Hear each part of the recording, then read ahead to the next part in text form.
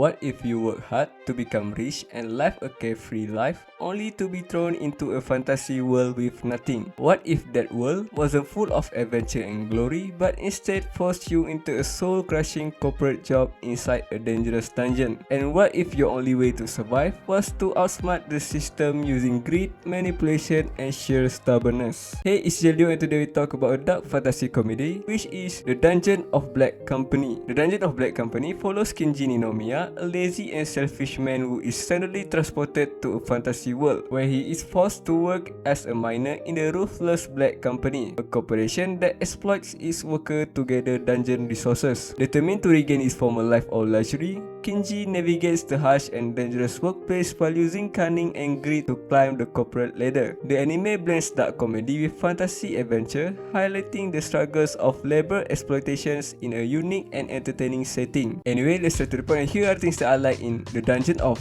Black Company. First of all is its unique setting. What makes The Dungeon of Black Company stands out is its clever fusion of a fantasy dungeon world with the harsh realities of a corporate workplace. Instead of the usual heroic quests or epic battles, the story is set inside a brutal mining company that exploits its workers to gather valuable resources from dangerous dungeons. This blend creates a fascinating contrast. Magical creatures and dungeon monsters exist alongside office politics, labor exploitation, and corporate greed. Next, the dark comedy in this anime. The dark comedy in The Dungeon of Black Company is one of its strongest and most entertaining features. The anime takes serious themes like worker exploitation, poverty, and corporate greed, topics that are usually heavy and depressing, and presents them with a sharp satirical twist. Kinji's ridiculous attempts to outsmart the system only to fall into even worse situations create a cycle of ironic humor that highlights how unforgiving and absurd the world around him is. And this is what I didn't like about The Dungeon of Black Company. Unfortunately, this anime lacks of clear direction. One of the noticeable flaws in The Dungeon of Black Company is its lack of a consistent and focused storyline. While the premise starts strong, with Kinji trying to escape poverty and regain his former lavish lifestyle, the narrative often veers off into different side plots and chaotic scenarios that don't always tie together smoothly.